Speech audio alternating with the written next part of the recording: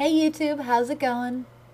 So, considering the big holiday that is this week, I decided that I had a pretty good idea of what I wanted to talk about. No, silly, I'm not talking about Cinco de Mayo, though. Cheers.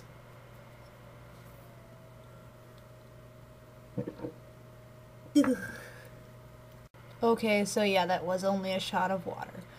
But you get the point. No, the holiday I'm talking about is the day before Cinco de Mayo, that is May 4th. Oh yeah, my nerdy fans out there know where this is going. And for those of you who don't, May the 4th is not really a holiday, not a real holiday, but it is Star Wars Day, also known as May the 4th be with you. This is the part where you laugh. So in honor of May the 4th, I decided that it would be a good day to talk about Star Wars. Now, I'll be the first to admit that I'm not the biggest Star Wars fan. I'm more of a Lord of the Rings person. You know that scene in Clerks 2 where the one guy makes the Lord of the Rings fan barf? Always makes me a little sad because I feel for the poor guy. I love Lord of the Rings. But that's not what I'm talking about today. Today is about Star Wars. As many of you know, the very first released Star Wars was called A New Hope, and that was released in 1977, and after that, for every 3 years, so in 6 years, they released the next two. A New Hope was followed by The Emperor Strikes Back, and then Return of the Jedi in 1980 and 1983, respectively. And then in 1999, 2002, 2005, the prequels came out, the much less popular but still widely watched Phantom Menace, Attack of the Clones, and Revenge of the Sith? Yes, I think that's it. Come to think of it, I don't think I ever actually saw the Clone Wars. Probably not missing much. You know, I don't even know how to start a summary of these films because they're just so intense, so widely known. They're such a dramatic, epic space opera. Awesome! All exploded into 6 movies and a bunch of spin-offs and a Christmas special that I've heard is illegal in some states and cartoons and toys and action figures. It's pretty popular. But where to begin for a plot summary? I don't think I could summarize everything that happens in 10 minutes or in 5 minutes or however long. So I'm not gonna try. I will, however, go ahead and explain the May the 4th be with you joke.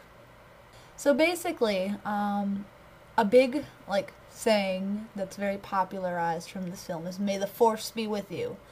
Now, the Force is like this power that Jedis use. Even now I have to explain Jedis. Jedis are the good guys. They use lightsabers, and if you don't know what a lightsaber is, then you should probably stop watching this vlog and go check out some movies. So right, Jedis, good guys. They use lightsabers. They have this power. It's from midichlorians in their bloodstream, but I'm not going to go into that. But this power is called the Force, and they use the Force to do lots of things. Like, they use the Force to get objects to come to them, so they could, put their hand out, and something would fly into their hand because they use their mind powers, because they're cool like that. And they can also use the Force for controlling people's minds, changing what they think. This is not the Keps Lock you are looking for. Things like that, and then you'll think, oh, this isn't the right show. But it is, so you should keep watching. But to be a Jedi, you're actually using these powers for good, because you're a good guy. So anyway, from my understanding of it, May the Force be with you is kind of a common, I guess not really a greeting, but a farewell between Jedis. Like saying, may your mind powers be strong, and then you can use your lightsaber. Of course, with every good side, there has to be an opposing dark side, and instead of Jedis, the dark side has Sith. And Sith use mind power similarly, except they're evil, and they can kill people with their mind powers, and they're not very nice, so I'd rather be a Jedi if I could choose. And in the real movies, the original 3, not the prequels, the main character's name is Luke Skywalker, and there's a girl named Leia who's a princess, and there's what is Chewbacca? Oh, right, a Wookiee. And a Wookiee named Chewbacca, and there's a guy named Han Solo, and they go and they fight Darth Vader, and it's epic.